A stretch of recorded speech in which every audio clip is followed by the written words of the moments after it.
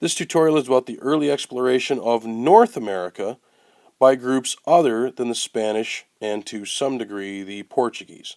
Now, if you remember from one of the earlier tutorials, this is the Treaty of Tordesillas line, and it basically said that the Portuguese could explore and settle over here on the east side of that line. The Spanish were allowed to explore and settle all the rest of this. This was to keep the Spanish and the Portuguese from going to war with each other. But what the Spanish didn't count on, they had the Portuguese in check. What they didn't count on were other nations starting to sniff around their northern borders to see what they could claim for themselves. The Spanish, as a result, had to find a way to secure those borders up there because they didn't want other groups like the British and the French and groups like that kind of starting to make their way into Spanish territory looking for gold. And the first place they chose to secure their borders was right here in 1565 at St. Augustine. It was there in St. Augustine, Florida, that the Spanish established a fortress to secure their northern border, specifically the northern border in Florida. Now, this is significant for another reason as well, because St. Augustine is still, to this day, the oldest continually inhabited European settlement in what would become the United States of America. Even older than Jamestown, Roanoke Island, or any of the others, St. Augustine came first. But the Spanish, while securing their borders in northern Florida, also had to secure their borders in other areas as well, specifically what is known today as Texas. So as a result, the first Spanish settlements in what is now Texas start popping up in 1716. Now, if you remember from a previous tutorial, this is not long after Pope's rebellion in 1680 in what is now New Mexico, right next to modern Texas. Now, remember, in Pope's rebellion, Roman Catholic missions had been established by Don Juan and his soldiers way back in the late 1500s.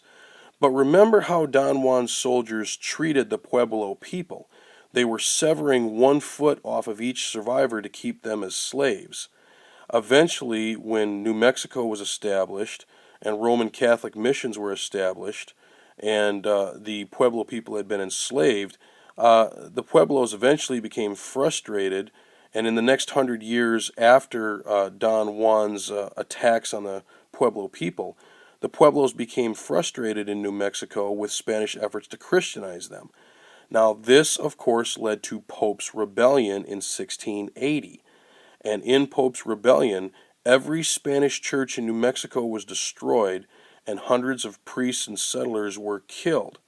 So, as a result, a lot of Spaniards living in modern-day New Mexico who were trying to survive Pope's rebellion, the Pueblo rebellion that was taking place there, just fled the region altogether and went to modern-day Texas.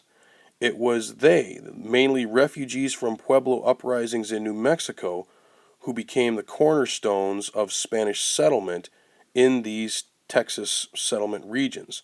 Their whole purpose was to establish settlements there so they could secure the border against other Europeans trying to come into Spanish territory. In one of those settlements, San Antonio, a mission, later famously known as the Alamo, was established in 1718. However, despite their efforts to secure their borders, the Spanish presence in North America remained relatively weak along their northern borders for another 100 years after these settlements were created. Also, the Spaniards had basically forgotten about the Pacific coast, well over 200 years after Cabrillo's initial explorations of the region. Cabrillo hadn't discovered San Francisco Bay or anything else of much interest, and there was no serious foreign threat that far west. So it had basically been left undisturbed, at least until 1769, when the San Diego mission was established by Father Juniper Serra. Now, this was the first in a chain of 21 missions that would be established up the Pacific coast. So gradually, over the course of time, various missions would secure that region as well, although there really didn't seem to be a need for that. To this day, Father Juniper Serra is considered a revered figure among Spanish Americans, both for his efforts to Christianize many Native Americans along the California coast, but also because those settlements, in a sense, provided security to a region that was basically forgotten by the Spanish as well. Unfortunately, despite all the efforts of Father Serra to Christianize many Native Americans, many of these quote unquote mission Indians would die from smallpox or other European diseases. Okay, so we've established that the Spanish in particular were trying to secure their borders in North America. They were trying to maintain their empire. They did so through settlements in Florida and in Texas and various missions in California. So they had settlement in place to prevent people to come sniffing around in their territory in North America looking for gold. So Europeans decided to look other places. And this started way back. Now we're going farther back in history, about, roughly 250 years before the San Diego mission, let's say. Back to the British explorers, originally led by this guy, Giovanni Cabot, an Italian who was simply referred to as John Cabot by the British. Now, Cabot's voyage started from England and took him across the Atlantic in 1497, which would have put his voyages right in the middle of what Columbus was doing down in the Caribbean down here, and what Vasco da Gama had done when he had reached India. Cabot, as you can see here, was the first person really since Leif Erikson to go along the Newfoundland coast and explore that region right there. Now, even though John Cabot was actually Italian, he was considered to be a British explorer, the first of the great British explorers. There really were no other great explorers sailing for Britain during this time, except for this guy on the picture in front of you, Henry Hudson. And even then, Hudson had sailed for somebody else before he sailed for the British. Hudson originally was a Dutch explorer, sailing for the Netherlands located right here. And in 1609, 2 years after the settlement of Jamestown, Hudson goes across the Atlantic and goes past Newfoundland, down the coast of Canada, and all the way down near the settlement of Jamestown before turning back up north and eventually discovering what is today the Hudson River in New York. Now, he does this in the name of the Dutch at that particular time in 1609, but 1 year later, in 1610, Hudson is actually sailing for the British. Now, leaving London, Hudson goes across the Atlantic 1 year later, not to return to the Hudson River or even near the Jamestown colony, but at this point in 1610, with Jamestown 3 years old, Hudson goes all the way across the Atlantic into modern-day Canada and down into a major body of water, one of the biggest bodies of water in the world, known today as Hudson Bay, named after Henry Hudson, who discovered the Hudson River in the name of the Dutch in 1609 and discovered Hudson Bay in the name of the English in 1610.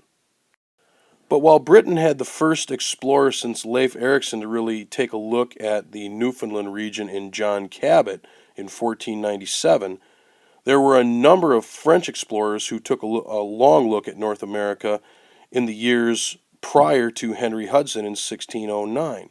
The first one was Giovanni da Verrazzano, who in 1524 took a look at the eastern coastline of the U.S. and Canada.